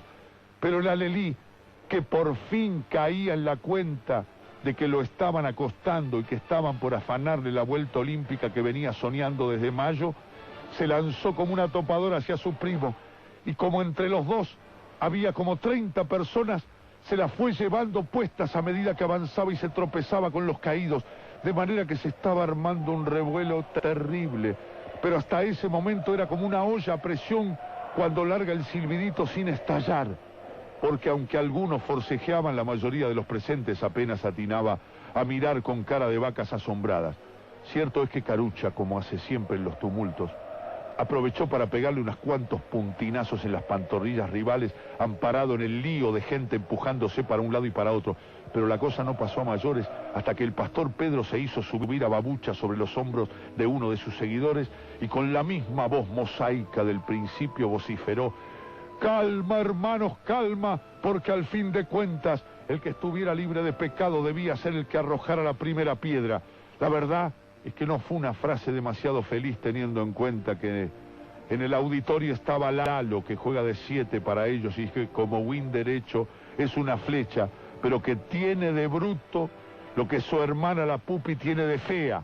Como usa el cerebro apenas para acolchar por dentro los huesos del cráneo, pobrecito, suele tomar las cosas de manera demasiado literal. Así que cuando escuchó lo de arrojar piedras, no tuvo mejor idea para colaborar con la grande obra del templo del segundo advenimiento que sacudirle un lindo cascotazo al pastor Pedro en el parietal derecho con una puntería francamente admirable, si tenemos en cuenta tanto la distancia como la abundancia de obstáculos móviles que tuvo que sortear el proyectil antes de dar en el blanco. Blanco que, dicho sea de paso, cayó de cabeza al pasto con un chillido en medio del horror espectral de su rebaño. Fue un segundo de expectación porque bastó que el Chato gritara que no iba a permitir el triunfo de Satanás, siguiendo y sacudiendo la pala por encima de las cabezas para que todo el mundo, jugadores, peregrinos, público, administrador del campo, veedores del campeonato, referí y demás yerbas, terminásemos sumergidos en un mar de piñas. Por lo menos era fácil identificar a quién mandarle un tortazo. Todos los que tenían la camiseta de escapes Nahuel y todos los que estaban de civil eran el enemigo. Los de camiseta a rayas y los de túnica blanca eran los nuestros. No sé quién tuvo la genial idea de desarmar un par de bancos del vestuario, pero cuando entraron a fajar con los listones de madera, la cosa se puso brava. A mí me sacudieron un tablonazo que me dejó un chichón de color guinda del tamaño de un damasco que tardó como 3 semanas en bajarse. No tengo ni noción de lo que duró el despelote, pero debe haber sido un buen rato porque la comisaría queda bastante lejos y hasta que no llegó el segundo patrullero no hubo manera de generar los ánimos. No hubo manera de calmar los ánimos. Y digo el segundo porque el primer auto de las fuerzas del orden fue objeto de los nuevos apóstoles del segundo advenimiento cuando el hermano Seferino, sea el Chato, en una breve pausa del intercambio de tortazos en el que estaba enfrascado con el alelí en duelo singular, dijo que había que dar al César lo que es del César y a Dios lo que es de Dios, y por lo tanto impedir que las fuerzas terrenales se interpusieran en la gran obra del ministerio celestial. Y yo me maté de risa mientras un grupo de minas se lanzaba a rechazar a los demonios uniformados, porque eso de Dios y el César debía ser una de las 3 cosas que al Chato le quedaron de cuando hicimos catequesis para la comunión. Al rato cayeron 2 patrulleros más, un camioncito celular, y entraron a levantar muñecos como en pala. Algunos muchachos saltaron el alambrado por el fondo, a otros los vi encaramándose en los árboles. Yo zafé porque se me dio por correr para el lado de las piletas. Me lancé a lo hondo con botines y todo. y me la pasé hundido hasta la nariz hasta que logré sacarme la ropa y quedar en slip, aunque me dio un poco de calor enfilar así, en taparrabos, para el vestuario, porque el solario estaba lleno de gente. Cuando me atreví a volver para las canchas, había terminado todo. Quedaban un par de túnicas tiradas, la pala, una linda zanjita de 3 metros como para empezar un buen encadenado de cimientos. Y ese es todo el asunto, o casi todo. El Chato salió de la comisaría el lunes a la mañana. El pastor Pedro quedó en observación en el hospital hasta el martes. No lo detuvieron porque permaneció inconsciente por la pedrada durante todo el evento. Igual está de parabienes. Los de las túnicas lo promovieron al cargo de máximo líder espiritual de la recién fundada nueva iglesia del advenimiento inminente del pastor Pedro. Y se están construyendo un templo nuevo cerca de la rotonda. Por supuesto, el partido jamás terminó de jugarse. Lo dieron por empatado. Y a ellos les alcanzó con ese punto para salir campeones. Pero eso no es nada. Lo lindo del caso es que al Alelí parece que se le vino la noche. Antes de largarlo, en la cana le hicieron la averiguación de antecedentes y le saltó un asunto de cheques sin fondos que lo marginó de las canchas y del aire libre en general por espacio de 7 largos meses. Si ya antes de su detención el Chato le hacía la guerra de tarifas con la chata ladrillera, ahora está a punto de monopolizarle el mercado, ¿sí? Le copó el mercado. Y a otra cosa, la gente de la Blanquita por lo general es rápida, y el Chato, como creo que quedó demostrado, es capaz de tomarle la patente a una mosca en pleno vuelo.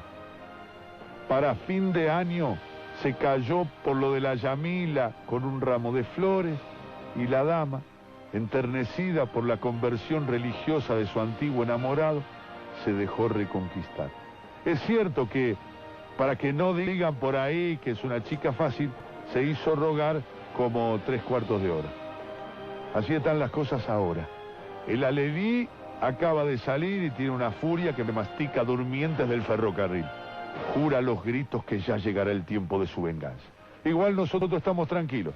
Primero porque el Chato está contentísimo y la felicidad de los amigos es el mejor pan para nutrirnos el alma. Y segundo, porque este año venimos hechos un violín en el campeonato y no creo que se nos escape. Amén.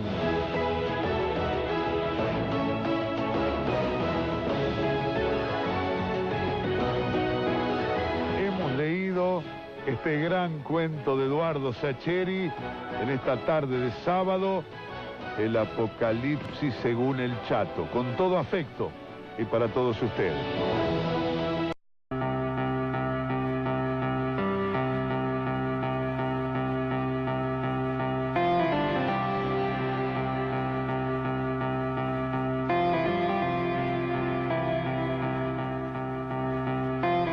Tenía muchas ganas hace tiempo de charlar con Juan Carlos Lecture, con Tito Lecture. ¿Qué tal, Tito? ¿Cómo anda?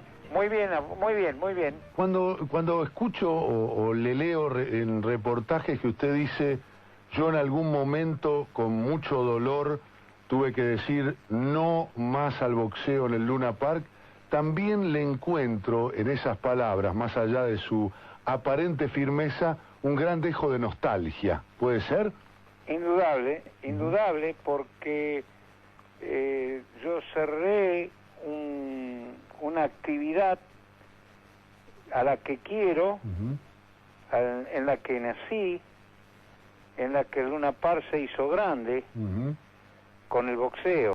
E indudablemente tomar la decisión que tomé en 1987 fue muy meditada, muy pensada, y por todas esas razones es que nunca más volví, a pesar de pedidos, hasta de presiones a veces, pero entiendo que la palabra del hombre, y cuando uno toma una decisión, tiene que ser clara, precisa y contundente, ¿no? No más y no más. Tito, yo hago un cálculo a partir de que el Luna Park no tiene más boxeo, una infinidad de espectáculos de toda variedad y color. Yo no le cuento, no le contabilizo, usted me va a corregir porque usted lo vivió, lo peleó, no le contabilizo un fracaso después. O tuvo alguna situación donde no le fue bien con algún espectáculo. No, en general, algunos con más éxitos que otros, claro. Pero fracasos, no, realmente, toco madera, no he tenido ningún fracaso en todos los que emprendí a través de estos años de otras actividades extra boxísticas, ¿no es cierto? Sabe que, Tito, que mucha gente fantasea y dice, en la época que Lecture conseguía que los mejores boxeadores de Argentina tuvieran su chance en las categorías máximas y en los lugares más empinados de la tierra o en los lugares más inaccesibles en algún momento para los boxeadores, más allá del mérito de los boxeadores, la gente siempre fantaseó con su capacidad para negociar con todo tipo de gente, porque así como usted ha hablado con señores, también debe haber hablado con tipos de dudosa honestidad o tipos que venían rodeados de famas, de códigos de mafia, y la gente siempre fantaseó, siempre dijo que Lecture se manejaba muy bien en esas situaciones y el objetivo lo cumplía, era conseguir un lugar para el boxeador, aún teniendo que conciliar con gente que a lo mejor al mismo Lecture no le gustaba. ¿Voy más o menos por buen camino? Sí, es real. Indudablemente que en la viña del Señor se encuentra de todo, ¿no? Y en esta viña del boxeo, más. Pero bueno, yo tuve, no sé si habilidad, no diría habilidad, tuve tino, supe moverme, empecé de esto, lo mamé muy jovencito, ¿no? Yo a los 20 años ya estaba en el Luna y ya estaba trabajando con los boxeadores y con los managers, y unos 10, 11 años después empecé ya a moverme a nivel internacional, y bueno, ya con todos los códigos de todas las cosas que hay en el boxeo, y bueno, siempre traté de mantener una línea de conducta en primer lugar, no me presté a ningún tipo de enjuague raro ni sucio, pero tuve en fin, seriedad, responsabilidad en las cosas que hacía, y me gané un puestito dentro del mundo del boxeo. Sí. Se enoja si le pido dos... Yo soy, digamos, un apasionado por dos instancias. Una fue aquella vez que fue con Galíndez al lugar de la pelea con Rosman. Creo que fue una negociación muy particular donde Galíndez, en algún reportaje, Víctor Emilio, inolvidable, las dos son con Galíndez, porque la otra es la pelea histórica, aquella donde usted también fue protagonista. Pero quiero ir al lado ese donde ustedes fueron a un lugar a negociar. Me acuerdo que le hice una nota a Galíndez, y Galíndez me dijo, yo descubrí un lado guapo de Lecture, porque entramos a un lugar donde Lecture no me aseguró si íbamos a terminar de pie los dos. Y me dijo, finalmente negociamos bien, después hubo algunas dificultades. ¿Me puede referir algo de aquella reunión y ubicarnos en aquella situación? Claro, fue la famosa pelea no realizada con Mike Rosman. Exacto. En la ciudad de Las Vegas. Bueno, eso ya realmente es historia, historia del boxeo del mundo, porque ese hecho fue el primero y el único hasta el momento en donde una pelea por campeonato del mundo, a 10 minutos de su iniciación, es suspendida. Suspendida porque no estaban dadas las condiciones reglamentarias que nunca ningún manager trató de impedir. Y ese caso fue el mío. Como que fue el primero y el único. Después las reglas cambiaron, después se hicieron 1000 arreglos, pero lo que el hecho que ocurrió ese día de la pelea del título del mundo de los medios pesados entre Mike Rosman y Víctor Galíndez, fue realmente contundente en lo que se refiere a cómo se debe defender los derechos de un boxeador. O sea, nosotros teníamos en aquella época la reglamentación de la Asociación Mundial de Boxeo, decía que los jurados y árbitros debían ser neutrales. Así es. Ni argentinos ni norteamericanos. Ajá.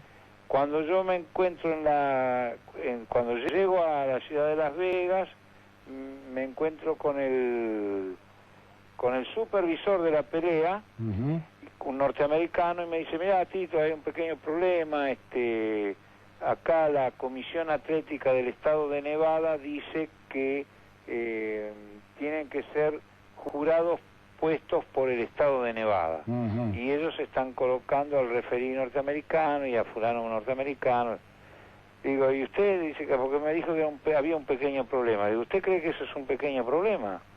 Ese es un grave problema, porque si eso se mantiene no va a haber pelea, porque yo no voy a pelear por el campeonato del mundo. Bueno, no, mirá, bueno, entonces ahí se armó la reunión. Ahí empezamos a las reuniones, reuniones que duraron 2 días y 2 noches, prácticamente sin dormir, estando ahí en reuniones, discusiones, llamando yo telefónicamente al presidente de la Asociación Mundial de Boxeo, reclamándole la tranquilidad que iba a tener yo si me respaldaba la asociación, porque yo dije al presidente, mire, presidente, yo me mantengo en que las autoridades la dispone la Asociación Mundial de Boxeo y no el Estado de Nevada. Claro. Sí, por supuesto. Digo, bueno, pero acá me quieren hacer tal cosa y yo no voy a pelear. Pero no vaya a ser que después ustedes me vayan a sancionar o me vayan a sancionar a mi boxeador porque no pelea, porque acá se va a armar un lío bárbaro. Si yo no peleo va a haber muchos problemas económicos, empresariales, de promoción, en fin. Claro. La cosa es grave. Digo, me dijo el presidente, que me acuerdo justo de la casualidad, el presidente de la Asociación Mundial de Boxeo en ese momento era un venezolano de apellido Mandri Galíndez. Mandri Galíndez, justo, sí. Exactamente igual que el boxeador. Sí. Entonces Mandri Galíndez me dijo, Lecture, si tú te aguantas, hazlo. Como diciendo, atenete a las consecuencias. Si bancás la que viene, exacto, arriba. Arriba. Pero nosotros no vamos a tomar, al contrario, ningún tipo de sanción. Al contrario, pues te agradecemos que vos defiendas los derechos de la Asociación Mundial de Boxeo. Bueno, yo defiendo los derechos de la Asociación Mundial de Boxeo porque defiendo los derechos de mi boxeador. Yo no voy al matadero. Entonces, ahí yo ya me agrandé más y seguí en la misma posición. Bueno, tuve reuniones, por ejemplo, con Rodolfo Sabatini, que me unía una gran amistad y con quien yo había hecho muchísimas peleas de campeonato del mundo con Carlos Monzón. Así es. Que él era socio de Bob Arum, quien era el promotor de la pelea. Claro. Juntamente con el César Palace Hotel. Sí, claro. Entonces, bueno, se me habló de la amistad, la amistad, le dije, mira, yo entiendo la amistad, pero yo puedo ser muy amigo y por un amigo voy al cementerio, pero no me entierro con el muerto. Digo, yo la dejo ahí. No me quieras a mí meterme en un lío que no va, porque si yo acepto la disposición que quieren poner esta gente, ganando por nocaut Galíndez lo van a descalificar por pegar fuerte, porque está visto que quieren el título para ellos. Quieren arrancárselo. Entonces, bueno, qué sé yo, que pin, que pan, que la amistad, que no, la amistad nada. Ya yo con el dicho ese de que voy a un cementerio pero no me entierro, ya estaba todo dicho. Después me hablaron de dinero, hablaron de darme un dinero extra a la bolsa del boxeador. Entonces dije, bueno, nuevamente se vuelven a equivocar, ustedes no están hablando con un entrenador o un manager de boxeo. Yo no me sobra el dinero, pero yo este tipo de cosas no las acepto, y menos en una pelea de campeonato del mundo, ¿no? De ninguna manera me van a doblar a mí con plata. A mí la plata no me corran con plata, porque no no va a caminar la cosa. Y la tercera, ya a 1 hora y media de la pelea, vino la fuerza, ¿no? Vino el gerente general del César Palace Hotel con unos miembros del mismo, quisieron hablar conmigo, le dije, sí, cómo no. Entonces el tipo empezó a decirme que me iba a hacer un juicio, que yo no salía de Miami, no iba a salir del estado de Nevada. Que este capítulo se llama La Apretada. Una apretada fuerte, ¿no? Bien fuerte. Entonces yo ahí tenía un traductor, ¿no es cierto? Yo, aunque entendía todo lo que me estaban diciendo, pero siempre me daba más chance que a la traducción para uno pensar la contestación. Tomaba tiempo. Claro. Tito, ¿y Galíndez dónde estaba? ¿Estaba ahí con usted? No, estaba aparte, porque indudablemente el boxeador no podía saber nada de todo esto, toda esta historia que yo le estuve contando. Galíndez no sabía nada, porque indudablemente al boxeador no se le puede agregar, además del problema de que tiene que pelear, ir con nervios por problemas de jurados o de bolsas o lo que sea. Organizativos. Exactamente, el deportista tiene que estar en lo suyo. Entonces, bueno, yo por la forma en que me encararon esta gente, dije, bueno, acá o me hago el guapo o pierdo. Entonces le dije al traductor, mira, traducir textualmente a este hombre lo que voy a decir, y que acá se termina la discusión. Decirle que en cuestiones de boxeo, primero le digo, con quien yo firmé un contrato es con el señor Bob Arum. Si usted tiene que hacer alguna queja o algún reclamo, se lo hace el señor Bob Arum y no a mí. Y en segundo lugar le digo lo siguiente, yo, cuestiones de boxeo, con hoteleros no hablo, así que retírese de acá, no sigamos discutiendo porque es al cohete, acá no hay pelea, nosotros nos vamos. Bueno, eso quedó ahí, yo vi que estaba Bob Arum también presente, y entonces, bueno, Bob Arum vio que yo estaba muy enojado, y le dijo a este gerente, imagínense, decirle al general manager del César Palace Hotel, hotelero, mucho no le debe haber gustado. Pero bueno, me salió bien, los tipos se fueron. Entonces, siguió la discusión ahí, que sí, que no, que estaban los jurados, porque además a todo esto, los jurados internacionales estaban, habían llegado, estaban todos los que habían anunciado la Asociación Mundial. Entonces yo le pedí, como favor especial al referee, que era un venezolano, dije, mira, lo único que te pido, por favor, es que en cuanto te nombren, subas al ring. Yo voy a estar en la puerta del camarín. Si yo veo que vos subís al ring, yo voy al ring. Si no te veo en el ring, yo me voy. Porque si no, ¿cómo hacía irme si estando arriba del ring? Es medio difícil, ¿no? Claro.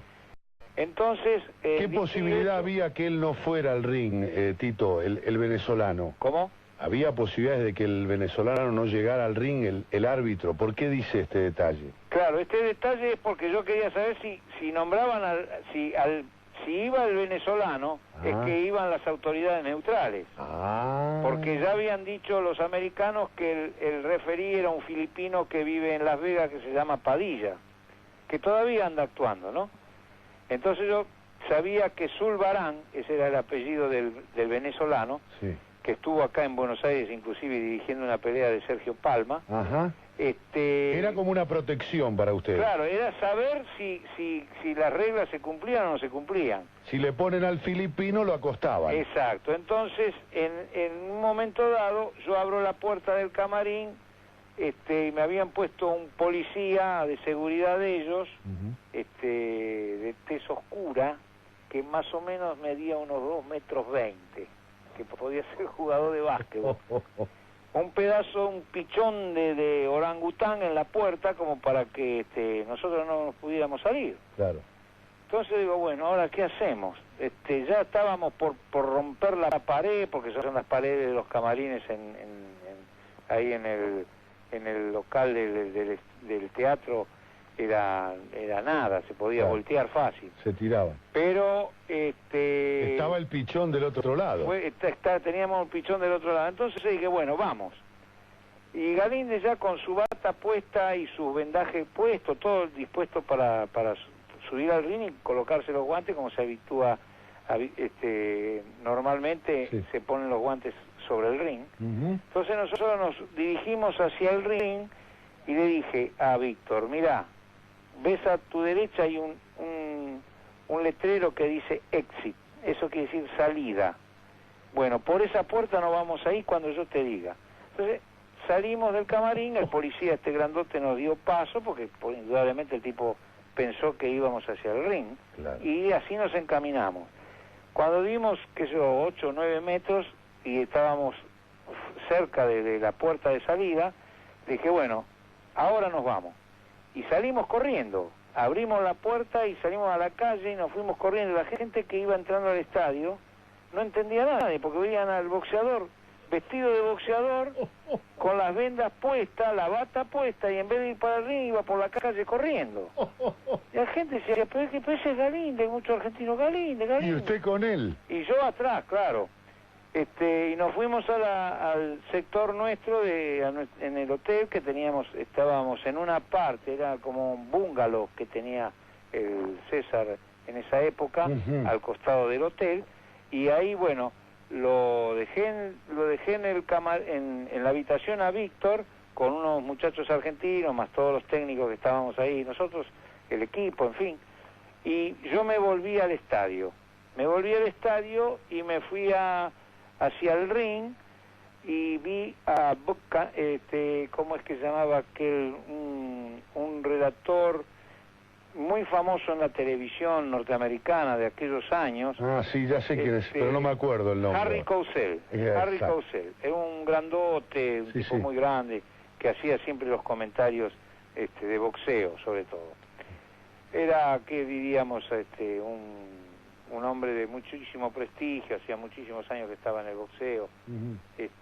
Bueno, y el tipo indudablemente cuando me ve a mí, se me tiró encima para claro, había que cubrir ahí casi una hora, ¿no? Claro, la nota. Era la nota. Terrible para la televisión americana, estaban en banda todos los Estados Unidos, Sudamérica y Europa, que estaban mandando la pelea para el mundo. Entonces, yo me acerqué a él, pero quise tener un traductor fiel a lo que yo decía, porque tenía miedo de que me tradujeran mal. Entonces estaba un colega suyo, que es amigo de todos, Oliva, el que representaba... Alberto Oliva, sí. Sí, que estaba representando la revista El Gráfico en ese momento, y entonces le pedí, Oliva, digo, ayúdame, traducime exactamente lo que ha pasado acá, porque este tipo me va a hacer preguntas que pueden ser bravas.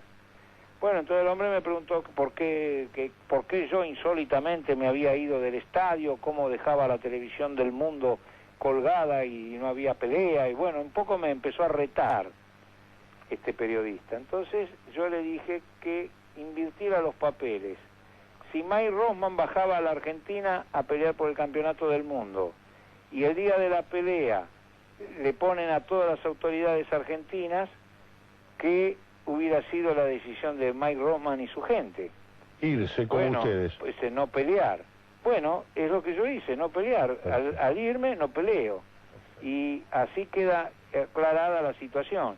Bueno, entonces el tipo dio una explicación ahí, en fin. No me hizo quedar muy bien, que digamos, pero indudablemente él estaba muy nervioso porque su transmisión se había cortado, ¿no? Bueno, eso pasó, y bueno, nunca más. Después, a raíz de esa pelea, cambiaron todas las reglas, la Asociación Mundial tuvo que agacharse a las pretensiones de los dirigentes del estado de Nevada. Fue un hecho único. Que a la vez, exacto, y que a la vez esos dirigentes del estado de Nevada agachan la cabeza ante los empresarios del estado de Nevada, y todo es igual. Entonces ahí es donde el boxeo empezó a perder seriedad. El boxeo mundial, con 6 o 7, porque ya perdí la cuenta, 6 o 7 entidades que lo registran al boxeo. Eso ha llevado a que esta actividad haya perdido la seriedad con que se debe manejar. Y de ahí que esos hechos, más otros que vinieron ocurriendo acá en Argentina, fueron los que me llevaron a tomar la decisión de dejar la actividad. ¿Por qué? Porque pienso que si uno se mantiene donde las cosas no están bien hechas, entra a ser parte de esa cosa que se hace mal. Y creo yo que dentro de lo poco, mucho, bueno, malo que hice a través de 35 años en el boxeo, siempre me manejé con seriedad, con responsabilidad y sobre todo corrección. Sí. No me gustan las cosas raras, entonces preferí irme y no ensuciarme con esta actividad que quiero mucho, pero que estoy retirado totalmente. Usted, Tito, fue el privilegiado testigo de la guapesa inconmensurable de Galíndez. Cuando yo era un pibe, estaba con mi viejo viendo la pelea por televisión y se anunció la muerte de Bonavena en aquel día en Sudáfrica frente a Richie Cage. Y usted alguna vez me lo contó en otra radio, le ponía el dedo a Galíndez en la herida para podérsela tapar y Galíndez le decía: sacame la sangre que lo mato, que no me deja ver porque él quería meterle el golpe de zurda que finalmente le metió y después creo que asistimos a la cara de la victoria. Yo digo siempre que en un resumen deportivo la cara de Galíndez contándole a Cates está entre los momentos cumbres del deporte, ¿no? Sí, pienso que sí. Ese momento cuando Galíndez le cuenta, realmente yo creo que es también un caso único, ¿no? Fue el final de la película donde gana el muchacho, ¿no? Sí, claro. Porque esa pelea, que en los 2 primeros rounds no había pasado absolutamente nada, Richie Cage era un boxeador bastante dificultoso, muy hábil. Víctor estaba tratando de encontrar la vuelta, cómo entrar en el cuerpo de Richie Cage. Era muy mañoso, ¿no? Era mañoso, era un tipo, a mí ya me lo habían dicho, inclusive algo de las cosas que yo utilicé ese día para poder parar un poco la sangre, me la había dado un manager norteamericano que había estado acá en Buenos Aires 15 días antes en una pelea de Nicolino Loche con un boxeador americano que traje, que no me acuerdo quién era, y me dijo: vos vas a pelear con Richie Cage, tené cuidado porque ese tipo mete mucho la cabeza, es muy hábil para meter la cabeza y te parte a tu boxeador. ¿En qué round le metió el cabezazo, Tito? En el tercer round. En el tercero. Bueno, en los 2 primeros no había pasado nada. En el tercer round viene el choque de las cabezas, sale Galíndez con un tajo impresionante, o sea, una T acostada, porque no era un corte horizontal, solamente, como podríamos decir, a lo largo de la ceja. No, era a lo largo de la ceja, pero después estaba otro corte más, o sea, una T acostada. Ah, sí, perfecto. Así que había tres aberturas, 3 labios tenía la herida. Entonces era porque habitualmente usted una herida toma los 2 labios, aprieta con los dedos bien, después pone el coagulante, qué sé yo, bueno, la cosa sale. Pero cuando la herida ya es tan extraña, es mucho más difícil hacer ese trabajo. Bueno, yo primero intenté con Stanley Christodoulou, que era el referí sudafricano, intenté que parara la pelea y descalificara al norteamericano por el cabezazo que había dado, que indudablemente era clarito como le había metido la cabeza. Entonces el referee me contestaba no intentional, que no había sido golpe intencional, entonces que la pelea debía seguir o yo abandonar. Entonces, bueno, todo esto... Le tiraban el médico, Tito. Era un lío bárbaro ahí en el medio del ring. Yo le gritaba a los periodistas argentinos que subieran al ring, que invadieran el ring. Por ahí viene el médico... ¿Y usted lo tapaba, Galíndez? Y yo le estaba tapando, tratando de pararle la sangre a Galíndez, pero a la vez diciéndole al referí que no podía seguir peleando porque era la herida muy grave, y Galíndez todo esto escuchaba. Claro. Entonces sube el médico, sudafricano que estaba de servicio esa noche, se llamaba siempre el doctor Noble, me acuerdo muy bien el apellido, bueno, porque es un apellido muy conocido en nuestro medio. Y el médico me dice, Tito, me quería tranquilizar el médico, porque yo era una fiera ahí en el ring. Seguro. La herida es fea, pero no peligrosa. Claro, porque yo, ¿qué pasaba? Yo no podía arriesgar la vista de un hombre por un título. Más allá de la guapesa de Galíndez, claro, ¿no? Yo, no lo va a mandar al muere. Si el médico me dice, mire, viejo, tenga cuidado porque con esta herida el peligro es que pierda el ojo, qué sé yo. Entonces, cuando me dijo así, dije, bueno, entonces puedo usar el coagulante. Sí, use el coagulante, puede seguir.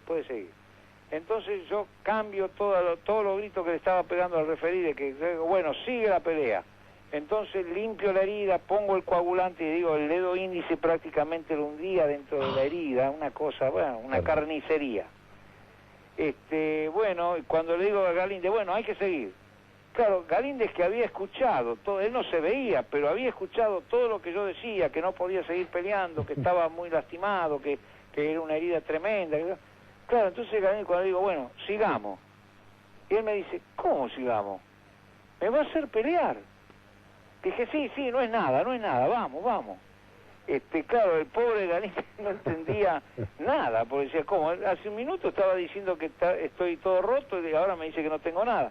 Bueno, la cosa que con la guapesa que tenía Víctor, que creo que pocos boxeadores he visto yo con esa fiereza para pelear, como la que él tuvo, siguió la pelea, recién por el séptimo, octavo round, a todo esto durante los rounds que se iban sucediendo, Víctor cuando se arrimaba al referee a separarlo, él se fregaba en la camisa de Christodoulos, que está hoy día en el Museo de Johannesburgo en Sudáfrica. Así es. Toda esa camisa ensangrentada está como trofeo.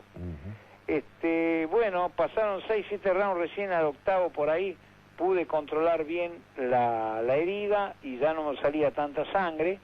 Y bueno, Galíndez iba ganando igualmente la pelea, por la fiereza con que peleaba y por los golpes que estaba conectando, pero en el 15º round, en el último round, faltando, no sé, 12 segundos, 14 segundos para terminar la pelea, mete ese tremendo cross de izquierda en la punta de la pera y tira a Richie Kay, tan largo es, en el ring, y le podían contar ese, no sé, 40, porque fue un knockout espectacular.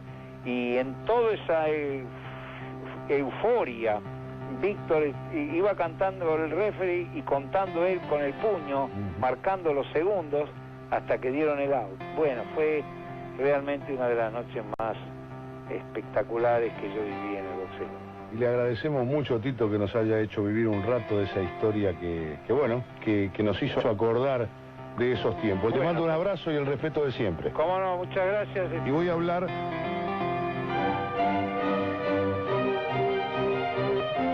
En algún lugar entre lo popular y la poesía habita la pasión.